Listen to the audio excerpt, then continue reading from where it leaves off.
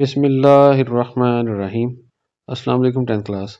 हम 10th class physics उसका chapter 10 जो कि है थर्मल फ़िज़िक्स उसके न्यूमेरिकल कर रहे हैं और फर्स्ट 3 न्यूमेरिकल हमने सॉल्व कर लिए थे और जो नेक्स्ट हमारे पास 4 न्यूमेरिकल हैं, न्यूमेरिकल 10.4, 10.5, 10.6 और 7, तो आज इनको सॉल्व करने की कोशिश करते हैं।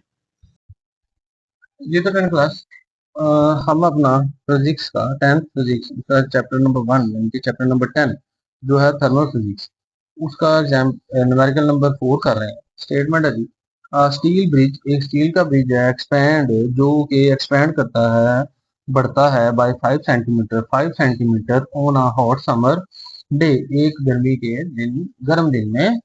If a bridge originally spanned 100 metre, ठीक है, अगर उसकी जो ओरिजिनल लेंथ है वो है 100 मीटर, तो गर्मी के दिन में एक वो जो है वो 5 सेंटीमीटर और एक्सपैंड कर देता है। What is the temperature change? तो क्या टेम्परेचर था जिसकी वजह से वो 100 मीटर से 5 सेंटीमीटर और थोड़ा एक्सपैंड कर गया?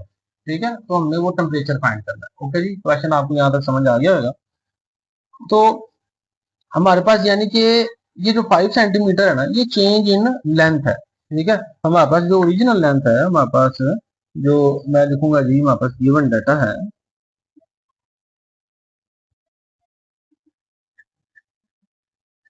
गिवन डाटा, इसमें हमारे पास जो ओरिजिनल लेंथ है,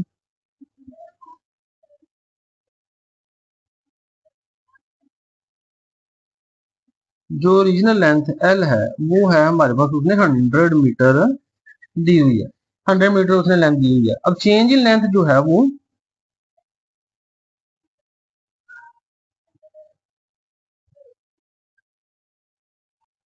चेंज इन लेंथ यानी कि डेल्टा एल, वो कितनी है? 5 सेंटीमीटर। ओके, तो 5 सेंटीमीटर में आपके पास क्या है?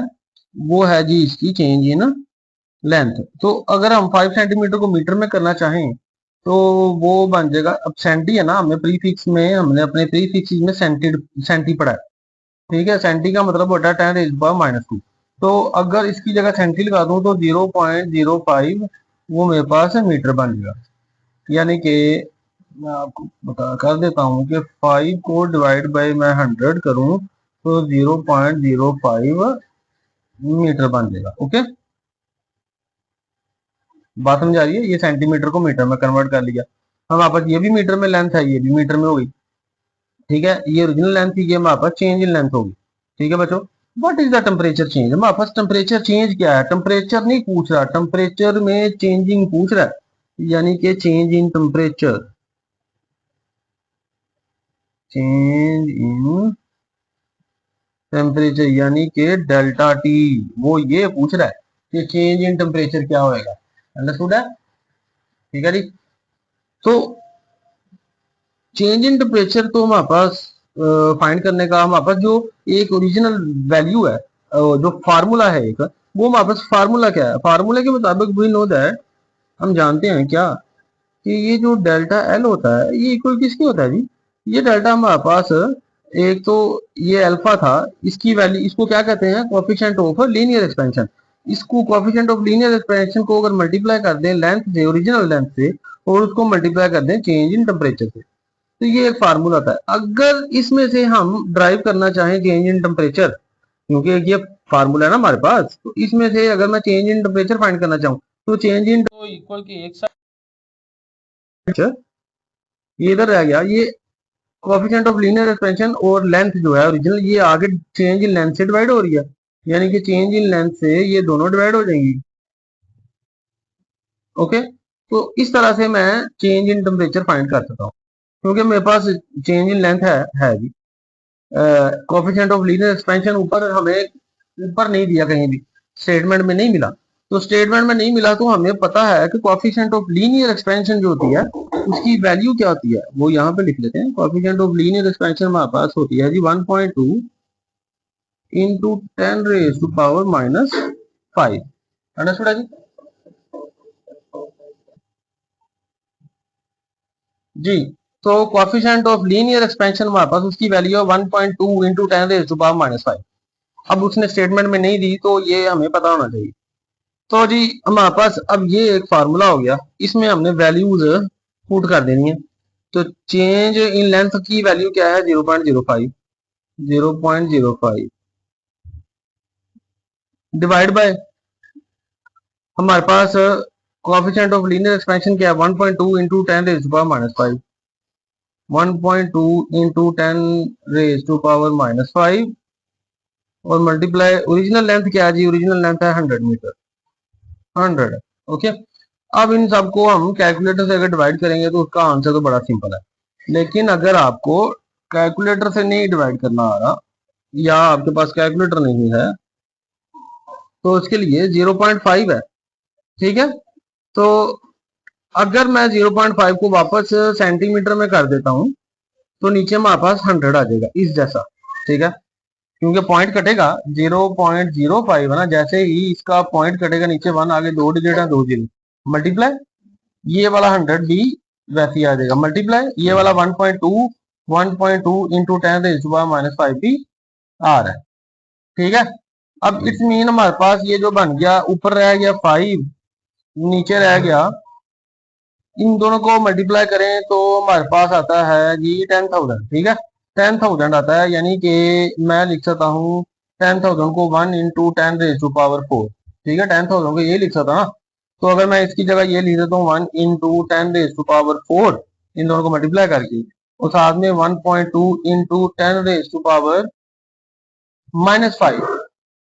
ठीक है, ये कर देता हूँ, तो इट्स मीन इसका 1 और ये 1.2 आपस में मल्टीप्लाई हो जाएंगे, तो मेरे पास ऊपर 5 है नीचे रह जाएगा 1.2। वैसे ही ये 10 की पावर 4 है, 10 की पावर -5 है, तो मैं इकट्ठा करूंगा -5 और +4। अंडरस्टूड है। नेक्स्ट स्टेप में 5 वैसे ही आपको ये नजर नहीं आया, चलो हम फिर से कर लेते हैं। यानी कि हमने ये पॉइंट को काटा नीचे 100 आ गया, इस बात की समझ आ गई, ये वाला 100 वैसे ही, ये लीनियर एक्सपेंशन की वैल्यू वैसे ही 5 ओवर। अब इन दोनों को जब मल्टीप्लाई करूंगा तो वो आ जाता, ये दोनों को मैं लिख सकता हूँ कि 1 into 10 raise to power 4। Okay, ये लिख लिया।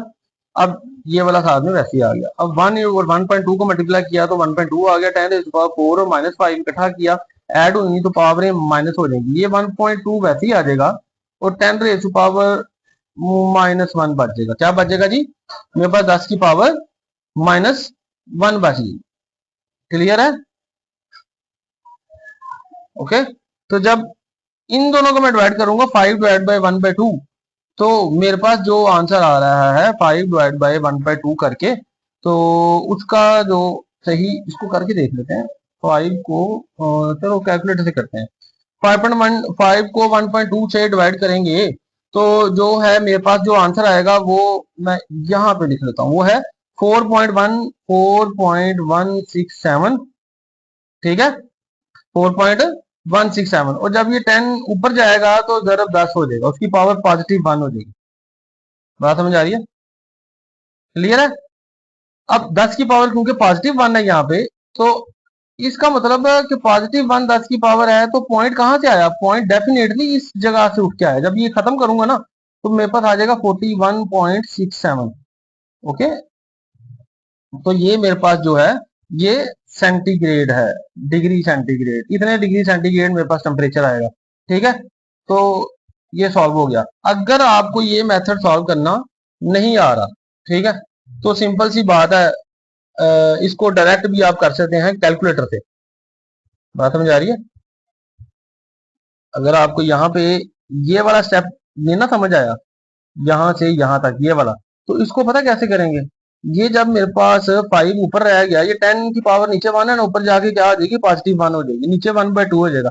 10 5 का क्या होता है, मेरे पास 10 5 का 50 होता है।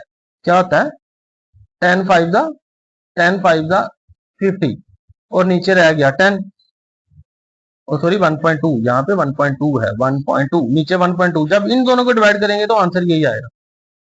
ठीक है, ये वाले स्टेप करके आप यहाँ से भी आ सकते हैं, या इसको हम पहले डिवाइड करके 10 की पावर ऊपर लेके जाके ऐसे भी कर सकते हैं।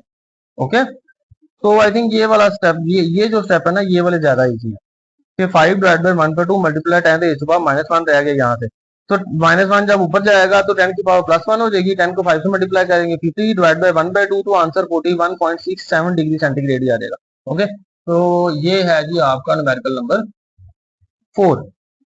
चले जी अब अपने नेक्स्ट न्यूमेरिकल की तरफ चलते हैं जी। तो 10 क्लास हमारा ये न्यूमेरिकल नंबर 5 है। स्टेटमेंट है इसकी, how much heat is required, कितनी हीट चाहिए होती है टू राइज द टेम्परेचर, के टेम्परेचर को बढ़ाया जा सके of a 2 kg iron bar. एक हमारे पास आयरन का रॉड है, बार है, कुछ भी कह लो, ये एक आयरन बार है। इसका वेट है जी 2 kg, इसका वेट है जी 2 kg। तो how much heat is required, कितनी हीट चाहिए होगी इसके टेम्परेचर को बढ़ाने के लिए। ठीक है, अगर इसका टेम्परेचर 20 डिग्री सेल्सियस हो और इसको हमने रेज करना है कहां तक, 100 डिग्री सेल्सियस तक। ओके, 20 इसका टेम्परेचर है, हमने 100 तक इसका रेज करना है, इसका वेट है 2 kg। तो हमें कितना टेम्परेचर चाहिए होगा, हमने टेम्परेचर फाइंड, ओ सॉरी टेम्परेचर नहीं, हीट, हमने हीट फाइंड करनी है। हम हीट को रिप्रेजेंट करते हैं क्यू से। Okay, and given that the specific heat capacity of iron, अब स्पेसिफिक हीट कैपेसिटी जो आयरन की है वो उसने हमें दे दी हुई है। ठीक है, specific heat capacity of iron वो उसने हमें दी है, कितनी है जी, 450 जूल पर केजी पर क्यूब। ठीक है जी, ये हमारे पास हमारी स्टेटमेंट है और मैंने आपको थोड़ा सा ड्रा करके भी दिखा दिया। चलें जी अब इसको सॉल्व करते हैं। इसका पहले गिवन डाटा जो है वो लिख लेते हैं कि हमारे पास डाटा जो है वो गिवन क्या है। गिवन डाटा,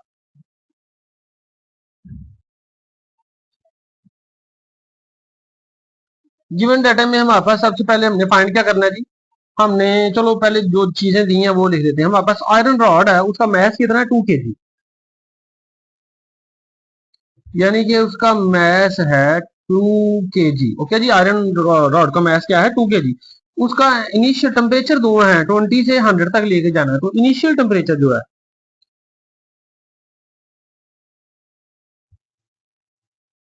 इनिशियल टेम्परेचर यानी कि टेम्परेचर आई इसको कह सकते हैं। हमारे पास इनिशियल टेम्परेचर जो है वो कितना है जी, वो 20 डिग्री सेल्सियस है। हमारे पास जो फाइनल टेम्परेचर है, जो टेम्परेचर फाइनल है वो 100 डिग्री सेल्सियस है।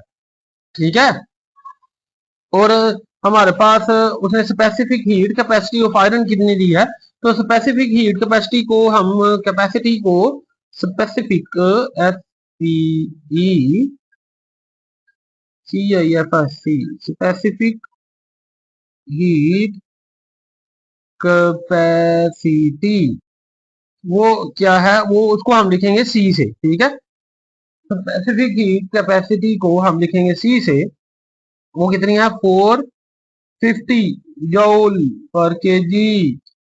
ओके जी, तो स्पेसिफिक हीट कैपेसिटी को हम डिनोट करेंगे सी से, वो है जी 450 जूल पर केजी। ये है हमारे पास। हमने फाइंड क्या करना है, हमने फाइंड करनी है कि how much heat is required, कितनी हीट चाहिए है। तो हीट हम फाइंड करेंगे, यानी कि क्यू, वो हमने फाइंड कर लेनी है जी। ठीक है, हमें कितनी हीट चाहिए, तो क्यू हमने फाइंड करना है। तो हमारे पास फार्मूला है, वी नो दैट, हम जानते हैं जी, जो क्यू है वो इक्वल होता है मैस जो भी है किसी भी बॉडी का, उसको मल्टीप्लाई करना है स्पेसिफिक हीट कैपेसिटी से और फिर मल्टीप्लाई कर देना है चेंज इन टेम्परेचर से। ओके, यानी कि जो मैस है स्पेसिफिक हीट कैपेसिटी है और चेंज इन टेम्परेचर है। तो हमारे पास मैस तो है, we know that the mass of iron bar is 2 kg, वो है, स्पेसिफिक हीट कैपेसिटी भी है। तो हमारे पास चेंज इन टेम्परेचर नहीं है, तो चेंज इन टेम्परेचर के लिए हमने फाइनल टेम्परेचर में से फर्स्ट टेम्परेचर को, इनिशियल टेम्परेचर को निकाल देना। तो चेंज टेम्परेचर किसके बराबर हो जाएगा, final temperature minus initial temperature. तो हमारे पास फाइनल टेम्परेचर क्या है बच्चों, हमारे पास जो फाइनल टेम्परेचर है वो है 100 सेल्सियस और 20, तो इक्वल क्या आ जाएगा हमारे पास, 80। अब वही बात, मैं इसके साथ सेल्सियस नहीं लिखता, मैं इसके साथ केल्विन लिखूंगा। ठीक है, जब डिफरेंस हो तो सेल्सियस और केल्विन इक्वल होते हैं, तो ये चेंज इन टेम्परेचर आता है। चलो मैं इसको पहले डिग्री सेल्सियस और फिर इसको मैं लिखूंगा 80 केल्विन, तो ये चेंज इन टेम्परेचर आ गया मेरे पास 80 केल्विन। यहां तक क्लियर है जी, any question, do you have any question. नहीं जी, तो चले जी इसके नेक्स्ट। जी आगे क्या है जी, हमने अप्लाइंग द फार्मूला, हमारे पास क्या है कि Q इक्वल होता है mass multiply specific heat capacity multiply by change in temperature. तो हमारे पास मैथ क्या है जी, मैथ है हमारे पास 2 kg, स्पेसिफिक हीट कैपेसिटी 450 और चेंज इन टेम्परेचर जो है हमारे पास वो है 80। तो इन तीनों को जब मल्टीप्लाई करेंगे तो मेरे पास आ रहा है 72,000। क्या आ रहा है? 72,000 जूल, ये आ रहा है। अब ये क्या है, इसको जब प्रीफिक्स में लिखेंगे तो मैं अगर पॉइंट यहाँ पे ना, देखिए मेरे पास इसका पॉइंट कहाँ पे है, कोई भी पॉइंट डेसिमल पॉइंट नहीं है ना, तो उसके वैल्यू राइट साइड पे होता है। इसको मैं अगर यहाँ पे लेके आऊंगा दो के आगे, यानी कि 72.000, तो इस मतलब मेरे पास 10⁻³ बन जाएगा। ठीक है, और 3 मेरे पास जो है ना, मुझे पता है 10⁻³ किलो होता है। इसकी जो प्रीफिक्स है वो किलो है। 10⁻³ की प्रीफिक्स क्या है जी, वो किलो है मेरे पास। तो मैं इसलिए 3 पॉइंट राइट से लेफ्ट से राइट की, राइट से लेफ्ट की तरफ लेके आऊंगा। तो अब कई बच्चे पूछेंगे कि सर ये 72,000 का पॉइंट यहाँ पे अगर पड़ा है, नहीं है तो राइट साइड पे है, तो हमने इसको 2 के साथ क्यों नहीं रखा, सेंटर में क्यों नहीं रखा?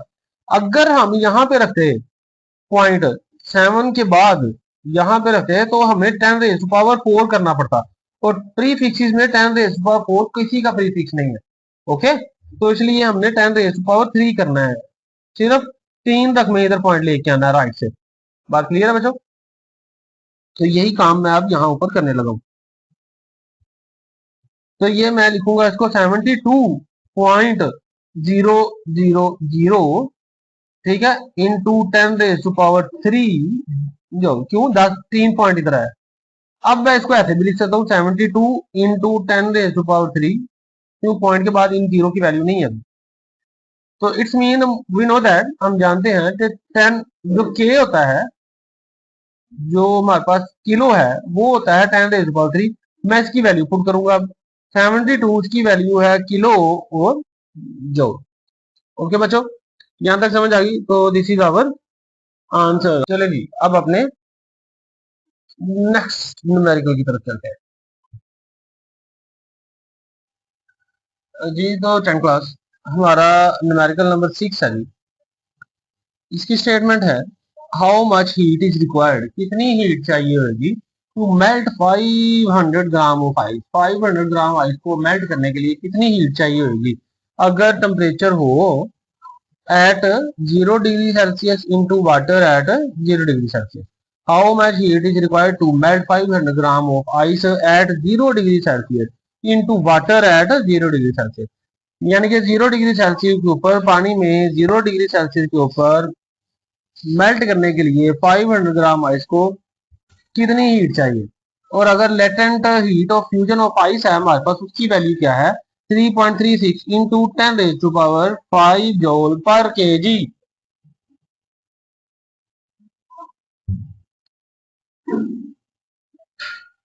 जी, तो latent heat of fusion of ice हमारे पास क्या है, 3.36 इंटू 10⁵ जूल पर केजी। तो अगर ये latent heat of fusion of ice हमारे पास है, हीट हमने फाइंड करनी है 500 ग्राम आइस को मेल्ट करने के लिए 0 सेंटीग्रेड के ऊपर पानी में 0 सेंटीग्रेड। तो हम इसका गिवन डाटा लिख देते हैं।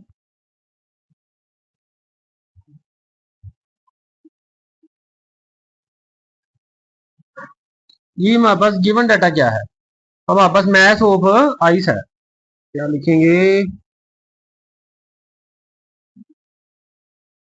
मैथ ऑफ आइस है 500 ग्राम।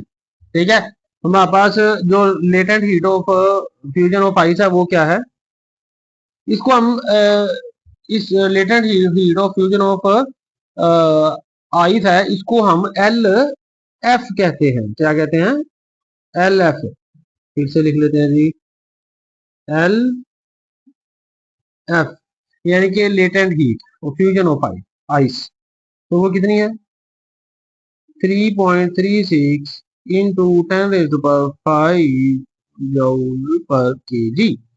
ये हमारे पास लेटेंट हीट ऑफ फ्यूजन आ गई। ठीक है, हमने फाइंड क्या करना है, हमने हीट फाइंड करना है।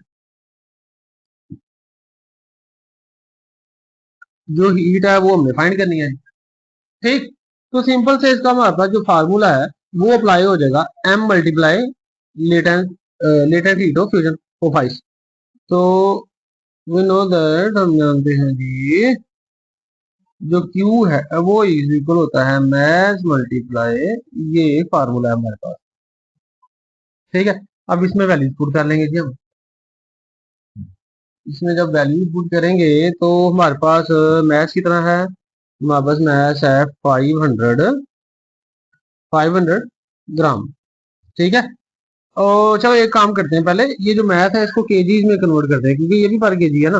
तो 500 ग्राम को केजीज में डिवाइड कन्वर्ट करने के लिए, तो 500 डिवाइडेड बाय हमारे पास आ जाएगा 1000, तो वो बन जाएगा जी 0.5 kg। ठीक है, तो इतने ग्राम इतने केजी हमारे पास आइस है। मैंने क्या किया, ग्राम को केजी में फाइंड कर लिया डिवाइड बाय 1000 करके, तो मेरे पास आ गया जी math 0.5 kg multiply latent heat of fusion of ice क्या है मेरे पास 3.36 into 10 raise to power 5। Okay, अब जब 0.5 को 3.36 से मल्टीप्लाई करेंगे ना, तो हमारे पास आंसर आएगा 1.68 into 10 raise to power 5 into 10 raise to power 5 आ गया। अब जी देखो, ये हमारे पास ये वाला आंसर आ गया। तो हमारे पास पॉइंट यहाँ पे है, पॉइंट जो स्टैंडर्ड हालत होती है वो यही है ना, पॉइंट इसी जगह पे होता है। ठीक, और अगर मैं इसको करना चाहूंगा, पॉइंट को दो रकम इधर लेके जाऊंगा।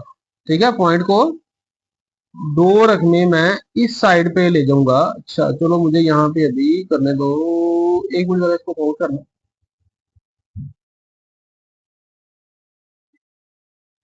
जी तो बच्चों 0.5 kg को मल्टीप्लाई किया latent heat of fusion of ice से तो हमारे पास आंसर आएगा 1.68 इंटू 10 रेज टू पावर 5 ग्राम। ठीक है, अब क्योंकि पॉइंट यहाँ पे है, मैं अगर पॉइंट को दो रख में राइट साइड पे ले जाऊं, तो मुझे पता है जब एक डेसिमल पॉइंट जो है, कोई भी डेसिमल पॉइंट है, वो अगर राइट लेफ्ट से राइट की तरफ जाए, तो जो पावर होती है ना, जो पावर होती है वो माइनस की होती है।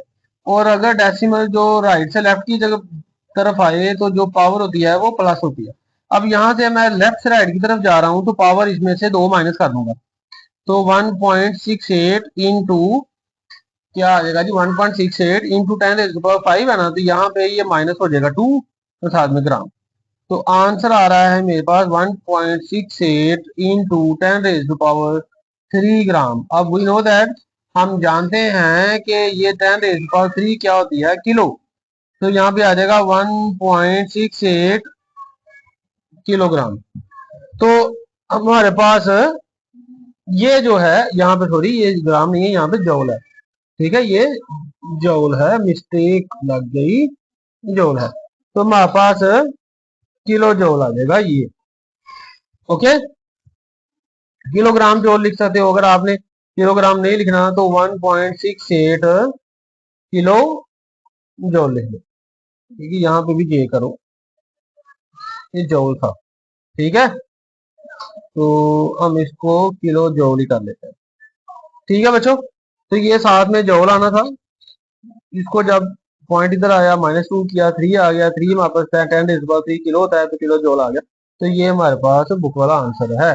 ध्यान कर लेना, यहाँ पे ग्राम नहीं आएगा, जौल आएगा। चलें जी, ये हमारा था न्यूमेरिकल नंबर 6। अब हमारा लास्ट न्यूमेरिकल है 10.7, इसको करते हैं। जी तो स्टूडेंट, हम अपना चैप्टर 10 थर्मल फिजिक्स उसके न्यूमेरिकल कर रहे हैं। उसका लास्ट न्यूमेरिकल है 10.7। बात हो रही है, calculate the heat required to completely vaporise 1 kg of water at 100 centigrade. हमारे पास वाटर है 1 kg, मैथ कितना उसका 1 kg, नीचे से उसको हीट दी जा रही है। ठीक है, हीट कितनी दी जा रही है वो हमने फाइंड करनी है। ठीक है, टेम्परेचर कितना है 100 डिग्री सेल्सियस। इसके ऊपर जो ये वेपर बन के वाटर ने उड़ना है ना, वेपराइज होना है, ठीक है, तो वो बताओ किस हीट पे वेपराइज बनेगा।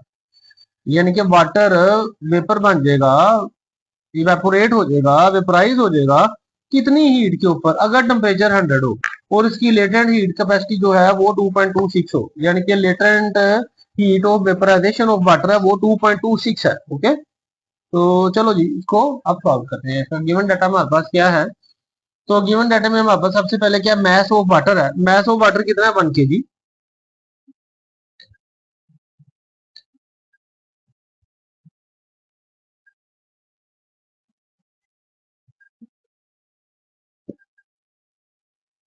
मैस ऑफ वाटर 1 kg है। टेम्परेचर कितना है 100। हमारे पास क्या है, इसका जो टेम्परेचर है वो कितना है जी, वो है 100 डिग्री सेल्सियस। ये हमारे पास इसका टेम्परेचर है। अब latent heat of vaporisation of water वो कितनी है, उसको किससे जाहिर करते हैं, ठीक है। Latent heat of water vapour vaporisation को उसको हम करते हैं L, latent heat L. Okay, और वाटर के लिए यहाँ पे हम जो यूज करेंगे, ठीक है, वेपराइजेशन, हम वेपराइजेशन यूज करेंगे उसके लिए वी, एल वी। ओके, वो कितनी है 2.26 इंटू 10⁻⁶, ठीक है, जूल पर केजी। तो ये तीन चीजें हमारे पास दी हुई। ओके, 1 2 3 हमने फाइंड क्या करना है, हमने हीट फाइंड करनी है। तो we know that heat is equal, वापस क्या है, mass multiply latent heat of vaporisation of water. Mass क्या है, मैस है इसका जी, वापस कितना मैस है जी, मैस 1 kg है जी, 1 kg। इसको मल्टीप्लाई करेंगे लेटेंट हीट से, वो कितनी है जी, वो है 2.26 इंटू 10⁻⁶। ओके, इन दोनों को जब मल्टीप्लाई करेंगे तो मेरे पास आंसर तो यही आ जाएगा ना, 2.26 इंटू 10⁻⁶। ठीक है, अब साथ में क्या आ रहा है, जौल आ रहा है। ठीक, अब वी नो दैट, हम जानते हैं ये जो जौल है, ये जो 10⁻⁶ है, 10⁶ ये मेगा के बराबर होता है। ठीक है, मेगा, थ्री फिक्सिंग में हमने पढ़ा है। तो यहाँ पे 2.26 मेगा जौल। तो बच्चों दिस इज आवर आंसर। तो इस तरह हमने अपने क्लास 10 के फिजिक्स चैप्टर 10 थर्मल फिजिक्स उसके 7 न्यूमेरिकल 1 to 7 वो हमने कंप्लीट कर लिए हैं जी। ओके, तो देख लेना आप सारे और इनकी प्रैक्टिस कर लेना, और अगर किसी न्यूमेरिकल की समझ ना आए तो आप कमेंट्स में पूछ सकते हैं।